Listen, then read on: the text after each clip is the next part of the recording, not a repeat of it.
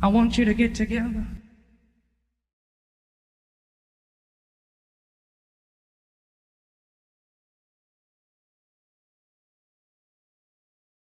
Anyway, just to summarize the North Pole, people think he might be there, but people also say that's an inversion. He's actually in the South Pole, whatever that means. I can't quite square that or understand that yet exactly, but because does that mean it's a globe from that perspective? Is that how you get to that? Or Yeah, is it? because Vinny No. Vinny B, that Vinny B guy that you interviewed, he seems to believe that it's on the south, right? But I think he also doesn't think it's a round disc where there's an ice wall all the way around. I think he thinks it's square. See, and I don't know what it is, to be honest. Yeah, yeah. It could be a circle Yeah. within a square of some kind because it says he gathers from the four corners of the earth. You hear four Yep. corners of the earth a lot in the Bible, Hmm. so that implies it's a square or a rectangle or something, And Yeah. could it be maybe the map we get shown where it is a rectangle map? That's the common one you put on a poster on your wall. Could it actually be something like that? And the North and South Pole is like an island to the north and to the south. Maybe it is. I don't really know. I don't claim to know the model. I just know it's not what we've been told. That's all. I'm open to it being anything. I don't claim to understand God's creation fully. But I know it's enclosed. That's all I can say. It's an enclosed system, Right. and that's all I'm willing. That's as far as I'm willing to go right now, because there are too many models, too much speculation on this. And from our tiny perspective, I don't think we can know until we get to see it from his perspective. You know what I mean? I wasn't there when he laid the foundations of the earth, so I can only speculate where the camp of saints is based on my limited knowledge, but it seems like everything about the North Pole has some kind of satanic story or inversion about the possible truth. Santa Claus is a great example. Yeah. Santa Claus is literally God. He's an omnipotent, omnipresent being that judges you whether you're naughty or nice. Only difference is he gives you stuff, physical things, dependent on your good or bad karma. Okay, that's not Jesus. It's an inversion of Jesus. Jesus is an omnipotent, all-seeing Son of God, who, well, don't judgment's over. It's now salvation through faith and grace. You know what I mean? But at the same time, Yeah. Santa Claus is a satanic inversion of Christ. That's It basically it. is. And it's saying, oh, Santa Claus is in the North Pole. He sees you when you're sleeping. He knows if you're good or bad. And it's kind of, well, if Jesus is in the North Pole and he is the Son of God, then it's a parody on him.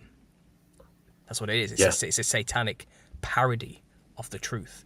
Not only that, Santa has elves too, so that's like Yeah, he has his helpers, which would be the saints. Yeah, right? Yeah. absolutely.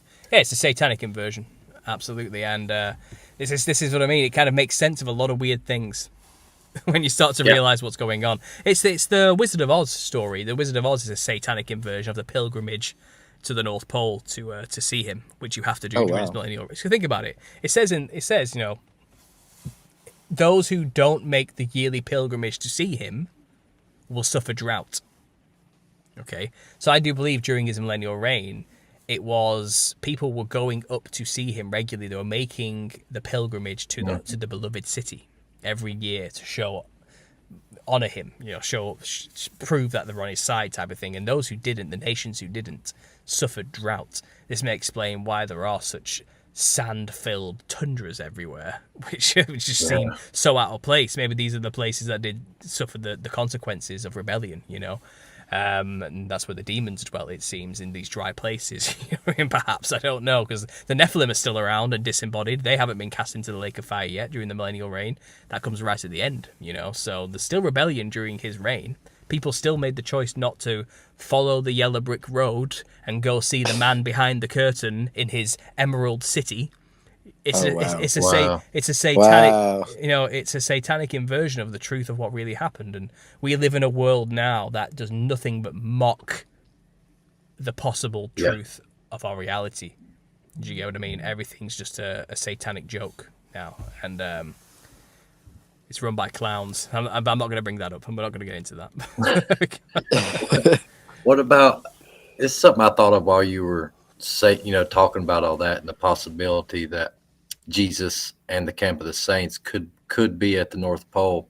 Um, I just had it on my mind the whole time is where Jesus said that he would draw all men unto himself. Mhm. And isn't it funny that the one place all of our compasses are pointing towards, Hmm. we're not even allowed to go. We can't even go see what our compasses are pointing us towards, Hmm. which is, the North Pole, the magnetic North Pole. So I don't know. That's a very, very interesting theory. And as you said a while ago, somebody brought up, the theory that maybe the Camp of the Saints is in Antarctica, or over the ice wall. Hmm. Have you read much of Admiral Byrd's diary? If that's true, he literally found a city, another civilization, and he described that city as being made of crystal, clear as glass, and it didn't have any, it didn't need any lights. Like the city itself was emitting light, like this glorious light. And I don't know. That's interesting because I think that Admiral Byrd described finding this city when he crossed over. He flew over the ice wall. Hmm. And I think it's been a while since I have, watched videos on this or read anything about it. But it said something about these orbs of light, or either these UFO type objects, took control of his plane and his controls, and he could no longer, control where he was going, and they led him to this city. Have you gone down that rabbit hole? Years ago, I did. This is the thing. I was there when all these things were first being talked about. When mainly when the flat Earth was getting big. All of Admiral Yeah. Byrd stuff was all the rage then, and everyone was talking about it. It's been years. I got my flat Earth degree like, I don't know, 8 years ago. You know what I mean? Like I've moved on from that and thought about other things. I've been swimming in Nephilim history and clowns for like 7 of those years. So I need to go back and refresh myself on all of it. But I do remember everything you're talking about. Yeah, Yeah. he found, and he kept saying there's a land yet undiscovered just south of South America, which is as large as, and he goes on to explain that there's still places to discover yet. We haven't Yep. discovered everything, and he's saying there is this land. Now, where exactly he went? Did he go beyond the ice wall? I don't know. I think it's possible that there's land we don't know about within our enclosed system. That Yeah. just isn't on a map. And all of our commercial flights and boats and everything like that will never see it because you're not allowed. In your paths are not your paths are already determined. You know what I mean? You're not Yeah. allowed to go out and deviate from your paths. If you do, there's usually military intervention. That's how it usually works. There's no fly zones for a reason. You know what I mean? And our world is very small, I think, compared to what is actually there. I mean, I don't know if you heard about the moon map, Yeah. Yes.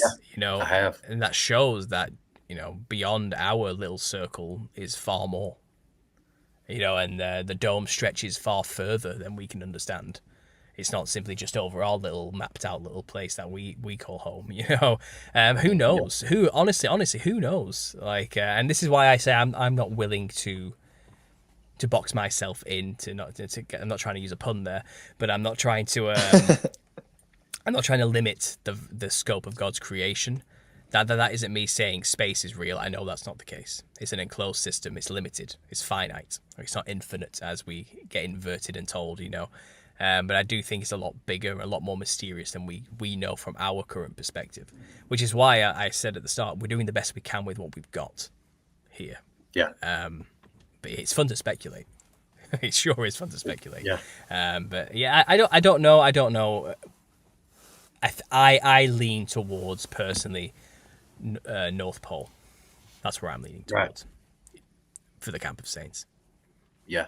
What if I can't remember where this was, that Admiral Byrd, found this city? Was it? I mean, was it over the ice wall, or did, because he also went to the North Pole, didn't he? Didn't he also explore up there? I kind of thought it was the north where he saw Yeah. the mammoths and all that, but I could be wrong. Well, it matches the Smoky God story, doesn't it? Which is Yeah. Yeah. a father son who sailed north. It got really, really cold, and then suddenly it got really warm again.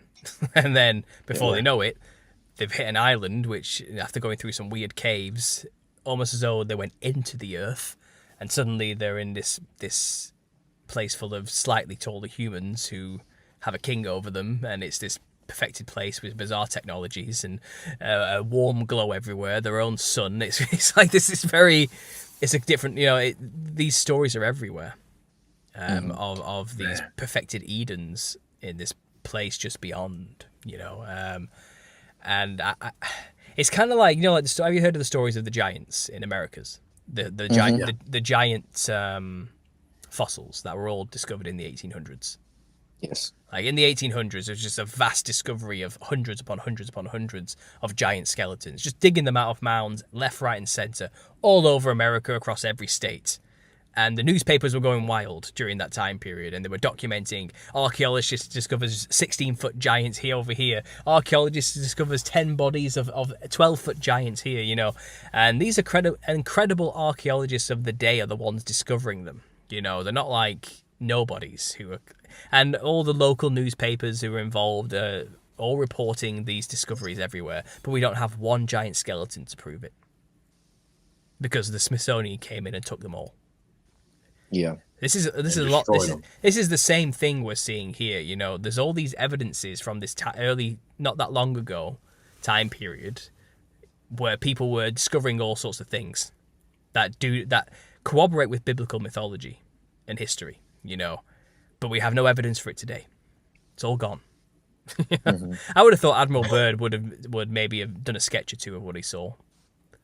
Possibly documented a lot more thoroughly than we probably see today. That's how it goes. We've been given glimpses, and butchered glimpses at that, of what actually happened. People are actively working against us to hide more and more. That's why all these amazing architectural buildings, perhaps remnants of the millennial reign, have all mysteriously burnt down.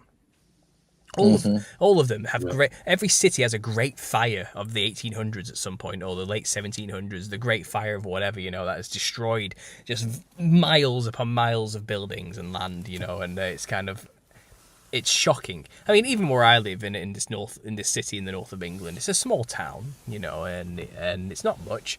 But even we have architecture here, as I described earlier, which is insane, huge. Romanesque pillared structured buildings, extremely intricate designed, beautiful architecture just slapped in the middle of this tiny city, this little village city thing. And I looked into the history of it, and we used to have this beautiful town hall, and it was incredible. The look of this thing, it was just insane. It looked like a cathedral of beautiful standards, you know what I mean? It was incredible. And it had all the Antiquitech attached to it, and all the Gothic architecture, as we call it, to it, and everything like that. It had its own clock and everything, like Big Ben. And it's gone. We don't have that today.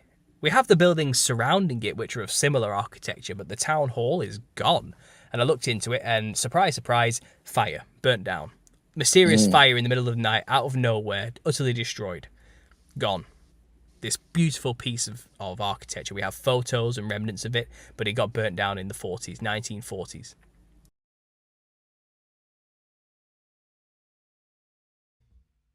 I want you to get together.